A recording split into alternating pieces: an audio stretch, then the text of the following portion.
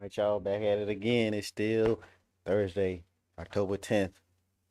Again, shout out to y'all who rocking with me. Gonna keep this thing rolling. Um, to restart the live to keep it short and sweet, right? That's all it was. But I'm gonna keep going. I'm reading chapter 6 and 7 and give a short, breakdown of it, right? And this is Blackroots Science. The link to the PDF, the free PDF for volume 1 is in the description, the video description.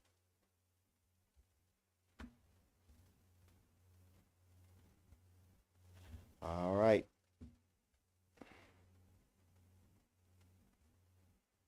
Let me see something. Make sure I don't want to cut off anything.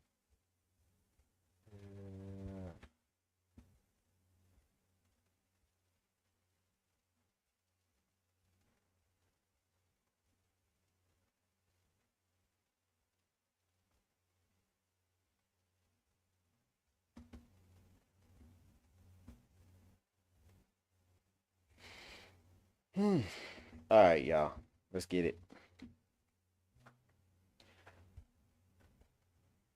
All right, what is he talking about in chapter 6? Separation and distance of stars and atoms. He continuing forth. Remember from the last video, from the last couple chapters, he described the law of creation. As above, so below. How do you know the distance between certain things? Well, the distance between stars is the same as the distance between nucleuses or in molecules or whatnot. The distance between atoms,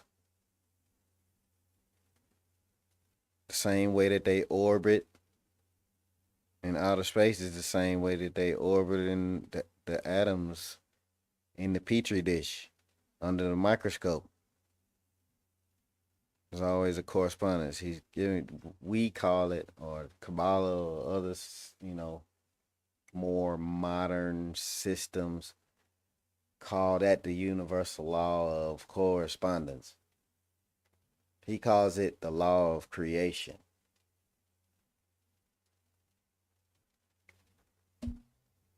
All right, continuing on.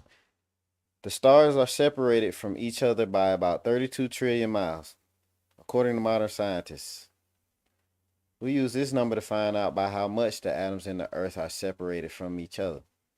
The proportion is the same because the Earth is a mini universe. Let's look at this again. The solar system is 7,900 million miles in size. It's separated from its neighbors by 32 trillion miles.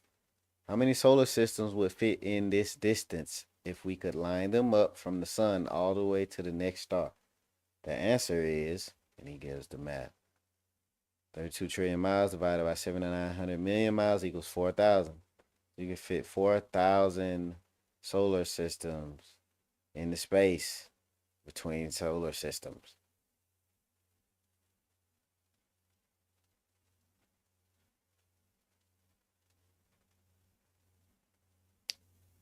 The same law, oh, what's that? That means 4,000 star systems will fit in the distance separating two stars. How many atoms will fit in the distance separating two atoms? 4,000. The same law applies. As above, so below. It's clear that most of the sky consists of empty space, or so we think. The distance between any two neighboring stars is so large that it can accommodate 4,000 star systems. And yet there are only two stars in that whole distance. The rest is empty space. We may think of each star system as sitting at the center of a huge bubble of empty space 32 trillion miles across. It's like that with every star system throughout the entire universe.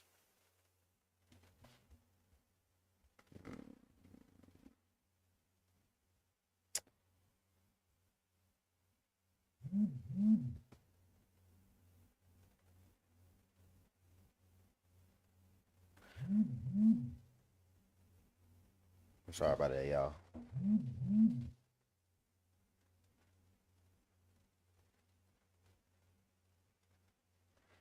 All right. if our intuition is correct that all star systems are separated from each other by about the same distance. Number 5. The same is true then for the Earth and its atoms. Most of the volume of the Earth is empty space because 4,000 atoms can fit in the space between any two atoms. Now we must let our minds be free to think clearly. When we say that most of the volume of the Earth is empty space, someone might ask, why don't we fall through this empty space? We can fall through the empty space between stars, but not that between atoms. These are microscopic spaces. The atoms themselves are even more microscopic, being 4,000 times smaller. That's what we mean when we say that the earth is mostly empty space. The atoms are so tiny compared to the space between them that they occupy very little of the earth's total volume. So yes, the earth is made of mostly empty space just like the sky, but no, we cannot fall through. If the stars are separated by 32 trillion miles, by how much are the atoms separated?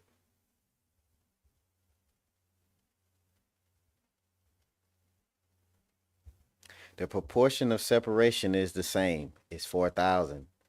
The size of the atom is a quarter millionth of an inch across. Multiplying this by the proportion of separation, we get a quarter of a millionth inch times 4,000, which equals 1,000th of an inch. Therefore, any two atoms are separated by 1,000th of an inch. This is very small. Just like any two stars are separated by 32 trillion miles. Now we are closer to finding out the size of the universe. We just have to find out how many atoms make up the Earth, and that will tell us how many stars make up the universe. The law of creation has made an Earth whose size we can handle and use to understand the universe, whose size we cannot handle so easily.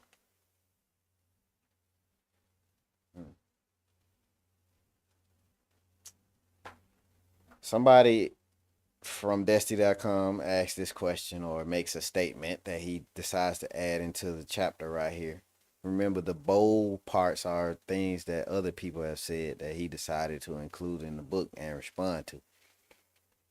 Actually, Blackroots, we are 1 light year from the closest star of Alpha Centauri. It is a fairly easy calculation. I remember it from high school. 1 light year equals 60 seconds times 60 minutes times 24 hours times 365 plus 25 days, not sidereal, times 186,000 miles per second, which equals 5.86 times 10 to the 12 miles. Thus, the Earth star or Sol is 5.86 trillion miles from Alpha Centauri. The author responds to this saying, according to the Amateur Astronomer's Handbook on page 253, the nearest star to our sun is 4.33 light years away. More recently, in the Oxford Astronomer's Encyclopedia, page 10, Alpha Centauri, the closest naked eye star to the sun, is 4.4 light years away. That's 25.8 trillion miles. Okay. Also, page 323, Proxima Centauri is the closest star to the sun at 4.22 light years away. This is not a naked eye star but can be seen by telescope. These are only two stars. Another is the star Altair, located at 60.8 light years away, or the well-known star Sirius at 8.6 light years away, or 49 trillion miles. The Earth, or our solar system, is surrounded by many thousands more that are a bit farther away. They all form a canopy, or bubble, so to speak, that completely surrounds our solar system. The ceiling of this bubble may indeed be approximated at 32 trillion miles.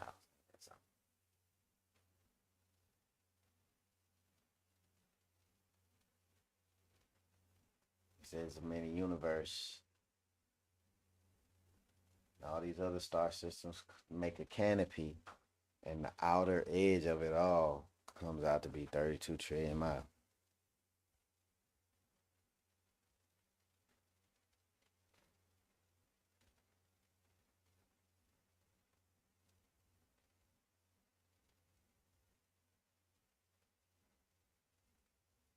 Hmm. That is the end of chapter 6.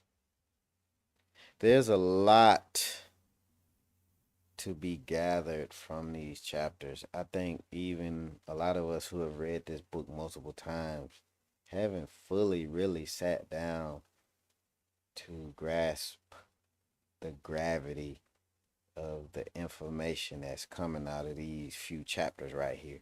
3, 4, 5, 6. There's a reason why he put them in here, man.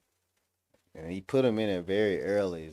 Wants you to definitely understand something. But think about all the different ways that this law shows up in our life. And if you were to try to understand something on a macrocosmic level, all you have to do is look at it from a microcosmic level.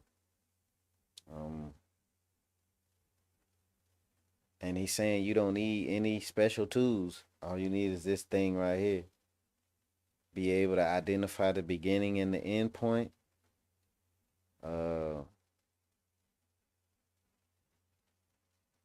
Identify characteristics of any one of the two levels of the thing,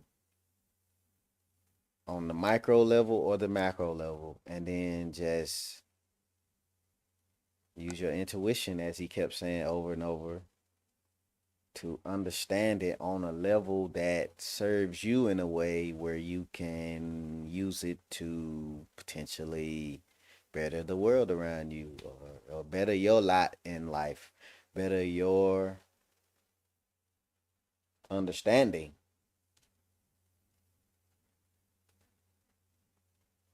The reason why I'm pausing like this, because my wheels are turning like seriously right now. And I'm going to go back and revisit this now.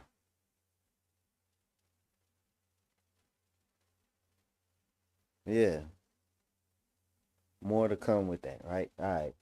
So, here we are. Where are we?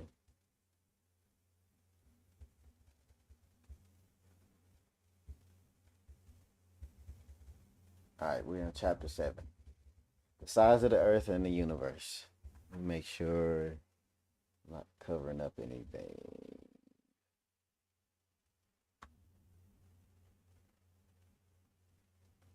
Oh, I don't want any of it to come off the edge either. Hope everybody can see everything.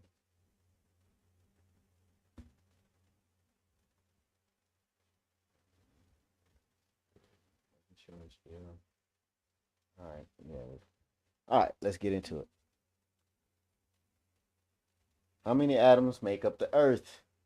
We can calculate the volume of the atom since we know its size, and then calculate the volume of the Earth and divide the second by the first to find the number of atoms. But that would be incorrect because it would ignore most of the insides of the Earth, which is mostly empty space, as we already saw. A correct way is to calculate the volume of this empty space and ignore the volume of the atom, which is much smaller. Remember, the empty space between atoms is 4,000 times larger than the atom itself. Some people who are more mathematically inclined might suggest that we take both the volume of the atom and the empty space and add them together and use that number in our calculation. That would be right. The answer would be absolutely correct. But consider this: the atom is 4,000 times smaller than the space between atoms. If we ignore its size to simplify the calculation, it is exactly like someone saying, I have $40 in my pocket, when in fact he has $40 and 1 penny. Ignoring the penny simplifies matters. A penny is 4,000 times less than $40 and can be ignored without affecting the final answer. Remember, he said he's giving you the most simplified version for us over here to be able to understand it. He didn't say he was going to give us the absolute. He's coming from a system where they speak Swana. It's an ancient language. There are certain things in spirit, in their initiations, in their education systems, that cannot be explained with English words, even if you plop a million dictionaries in front of you. with all the different terms and words that the English dictionary has come up with over centuries and centuries. They still can't explain everything. He's going to explain to you why they are so limited in future chapters. So to keep it simple,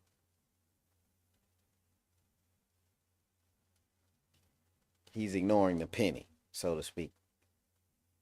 Basically, at the same time, he's telling you don't get so caught up on the penny. He explains himself very well for his methodology explaining this stuff. Yeah, how he's delivering this information. He did a very very good job. Because actually, man, Blackroots Science is cool because not only is he giving you science, giving you information, he's also doing a very good job of being an example for how to communicate, for how to express yourself, and definitely how to explain yourself with logic and emotion in a way. Getting your point across without coming off like how some of these people do, you know what I'm saying? I'm not going to even get into it. But right now, I'm not. Yeah, there's a lot to be learned from this guy. And, stay present to that. It's not just information. He's giving like a lot, a master class on a lot of stuff, logic and emotion. So anyway, I digress. I'm gonna get back to it. I believe we're at paragraph number 3.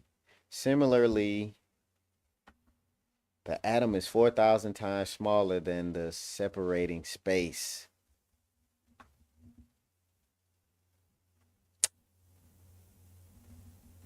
And its size may be ignored for the sake of simplicity without affecting the final answer.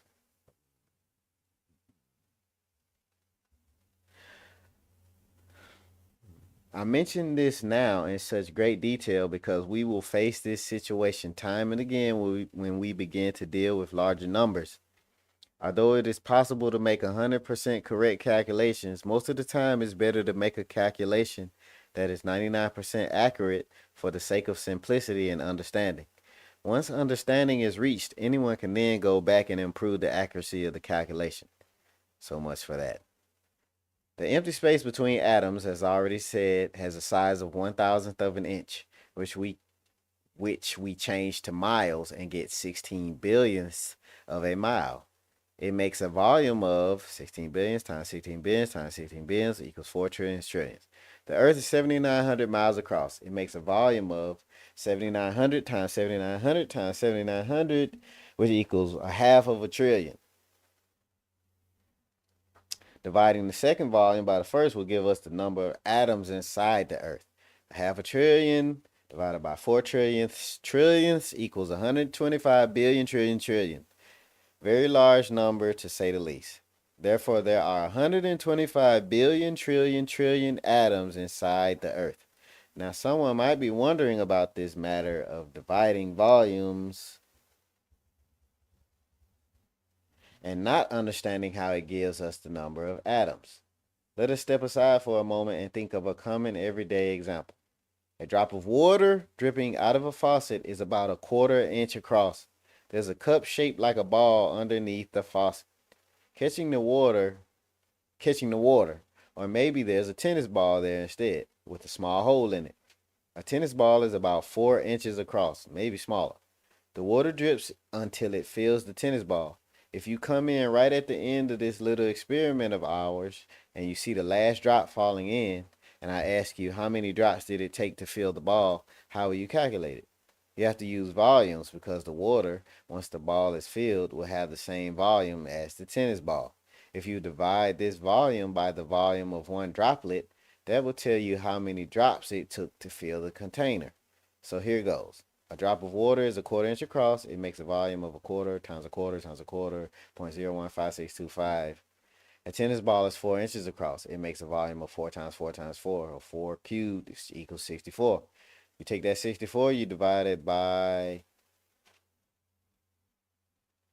The volume of the water, which is 0.015625, which equals 4,096. Therefore, there are 4,096 drops of water inside the tennis ball. Now imagine the drop of water coming out of a tiny syringe needle. Let's say this droplet is only 1,000th of an inch across. Of course, in reality, the droplet is bigger.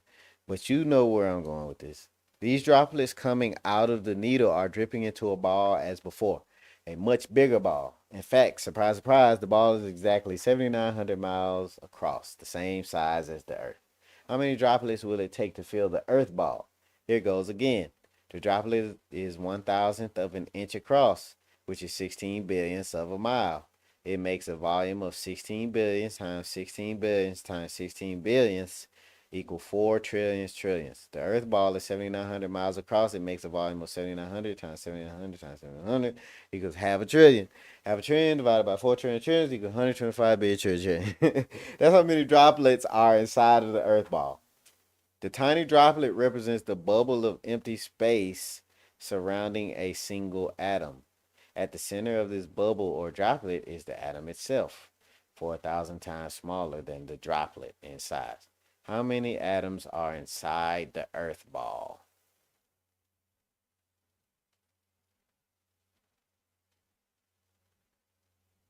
Hmm.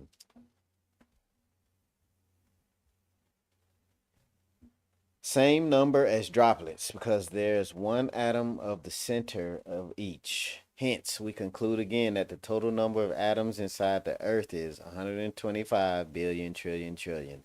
How many stars are in the universe? Somebody comments, sorry man, the Earth is not an empty hollow ball like you're saying. It is a big rock with water on top. Your thoughts are nice, but those thoughts are not science. The author responds, to understand how atoms make up our Earth, it's convenient to assume that at the beginning, the Earth was a hollow ball. This ball is then filled with atoms. It is these same atoms that form the rock and water on top, as you put it, as well as the atmosphere. If we take into account the magnetic separation that naturally separates the atoms, as well as the size of the Earth, the number of these atoms can be approximated at 125 billion trillion trillion, as shown in the calculations in BRS Chapter 5. Somebody again asks questions from that forum, Destiny.com. Are you taking the average size of an atom?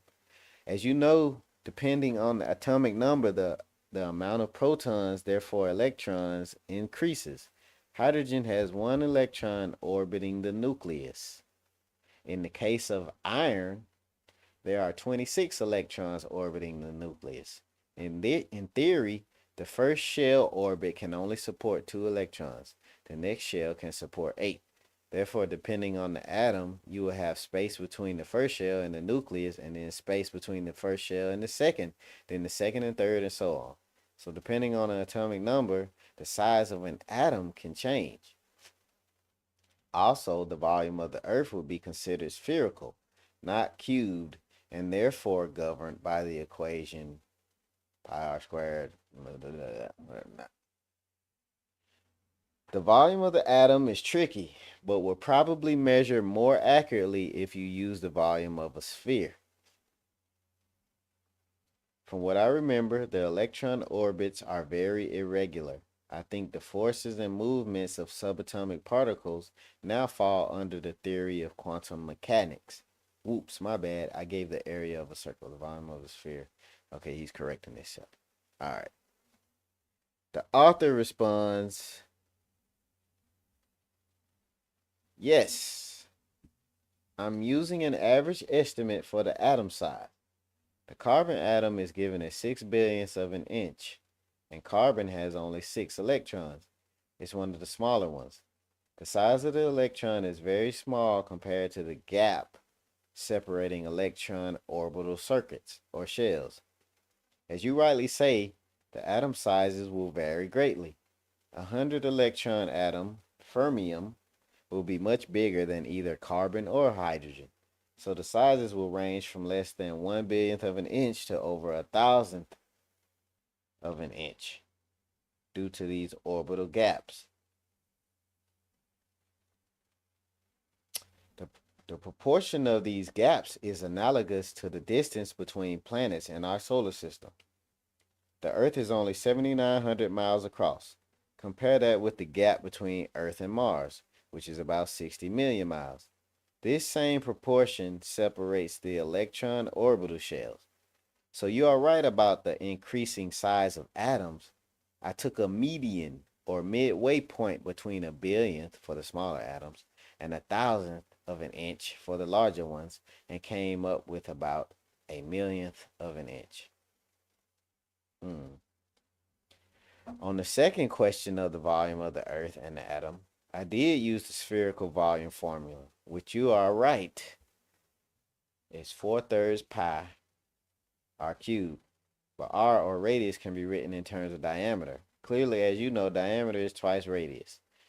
Radius equals half diameter. So the formula can be written as, y'all see it down there. That's why I put that's why I put the PDF up here so you can read as we go along, right? I don't think the other videos where they read Blackroots Science actually have the words so you can follow along. So I say, come read with me. You know, you can listen to my voice, but I don't know. I find it easier to actually see the words and read them because I like to visualize what I'm seeing, what I'm reading. I know everybody's not the same, and some people can do it. Just they do it easier. They prefer to do it just by listening to people. They can say things to you, and you can visualize it out, and you don't need to see the words. But don't limit yourself. If you can have all of the above, then that would make it that much easier to encode it. Or I would hope so. Either way, here you go. 4/3 pi d. Blah, blah, blah, blah, blah. There you go. The formula is right there for you. Paragraph 21. The factor 1/6 of pi is common to all spheres, large and small. When dividing the volume of one sphere, or Earth, by that of another atom, the common factor cancels out. So I ignored it from the start. The effect is the same as using cubic volumes.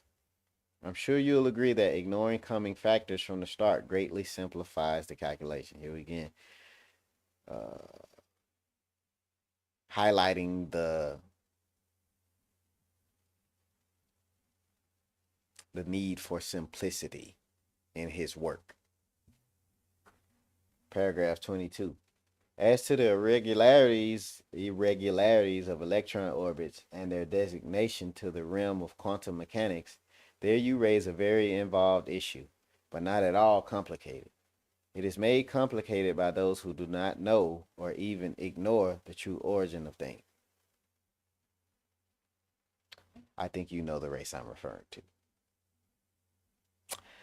I will address this topic in a later Blackroots Science chapter. Someone responded again and asked questions. You've mentioned electrons, but why not protons and neutrons? Do protons represent positive energy and electrons negative energy? Do you agree that there are 12 planets in our solar system, like the Sumerian tablets illustrate? The author responds to this saying, what are called protons and neutrons refer to the makeup of the nucleus. The nucleus of an atom is a sun, literally. The sun is primarily a magnetic, electrical, and light body. As with all large bodies in space, it has magnetic poles, a negative and positive pole, or north and south, just like the Earth. The polarities of these poles give rise to what are called protons. So a proton is not a particle or separate body like an electron, which is literally a planet, but simply an effect of the magnetic poles of the sun nucleus. There you go, chemists. Did y'all know that? Proton is not a particle. It is not a separate body like an electron is. He said it's simply an effect of the magnetic poles of the sun. So they give a positive charge to the proton, they give a negative charge to electrons, and neutrons are just neutral. He's saying he's basically differentiating between his ancient science and westernized science. This is where he starts doing it. He already said we're gonna talk about later who mess all this stuff up. We're not gonna do that right now. He's getting out what he needs to get out. All right.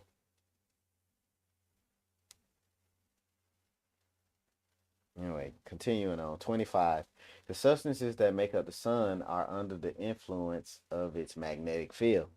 This influence or interaction gives rise to another effect that scientists call the neutron. Both the proton and the neutron are the effects of the sun's magnetic field. When they are studied on an electronic scale, these effects give the illusion of actual moving particles, and so modern scientists call them protons and neutrons.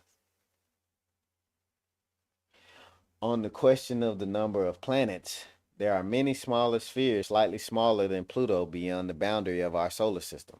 They cannot be called planets. Occasionally, he even calls Pluto a planet. There you go, Neil deGrasse. I hope I said his name right. No disrespect, but I'm just saying, they saying Pluto ain't no planet. I believe I done seen plenty of shorts where he said this dude right here is calling Pluto a planet. And he gives his science behind it. He's saying you inside of this bubble, you're a planet. If you outside of the boundary, you're not. He says Pluto is inside of the boundary. And he says all of the solar systems are just like this. This is how you determine.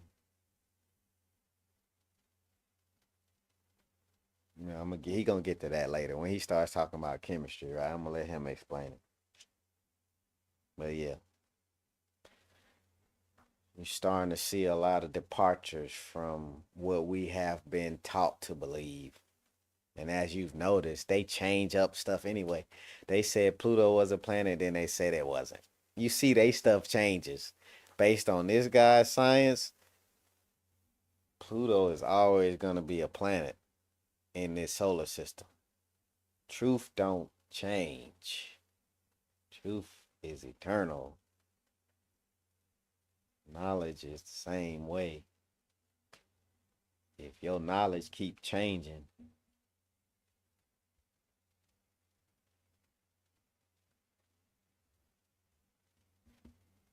hold on a second, my computer doing stuff. If your knowledge keep changing, maybe it wasn't the truth.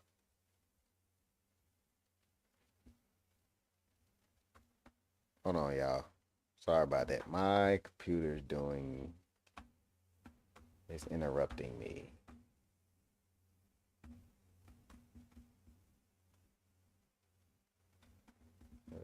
Okay.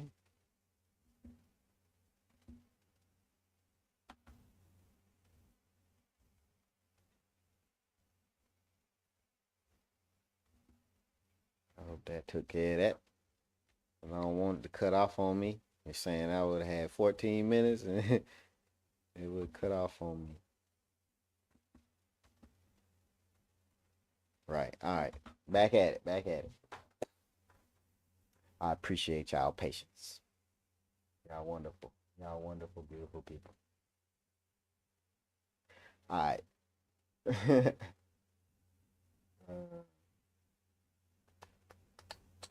I'm going to start over at the beginning, the top of 26. On the question of the number of planets, there are many smaller spheres slightly smaller than Pluto beyond the boundary of our solar system. They cannot be called planets. Occasionally, as the thousands of years pass, some of them enter our solar system and establish temporary orbits long enough to be regarded as planets. They were recorded as such by some ancient astronomers, especially the astronomers of Sumer. After some millennia in these orbits, they are always captured by the larger planets like Jupiter and Saturn to become their moons. Somebody asks the author, so how can you age the Earth, the universe, by calculation? How old is it and how much time is it left for its completion? The author answers, the estimated total number of star systems in the universe is 125 billion trillion trillion, as I described in one of the posts on astronomy and physics.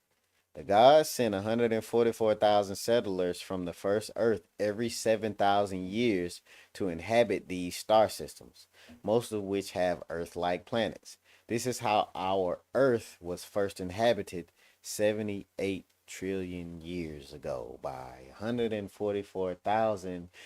Y'all recognize that number in a lot of different ideologies.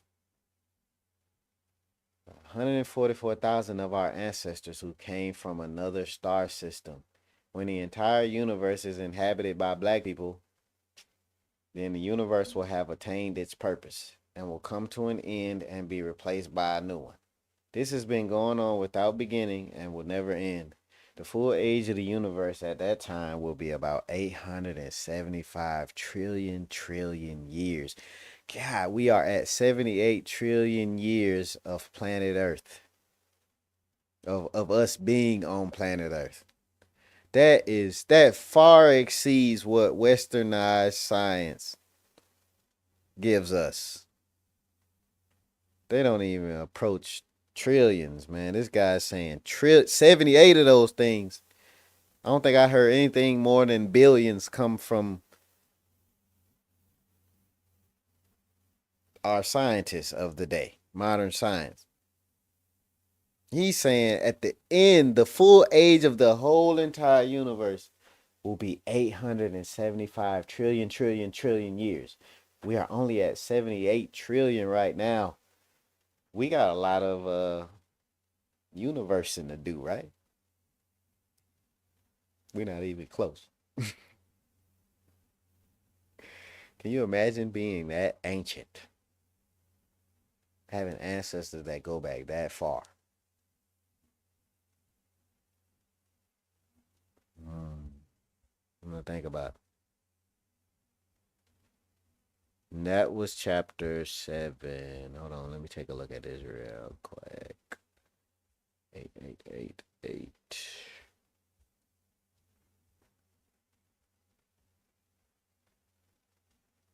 Let's see, 1, 2, 3. How many pages? 5.5. I'm saving this. He starts getting into, it's less about numbers at this point and more about, yeah. I'm gonna save that one.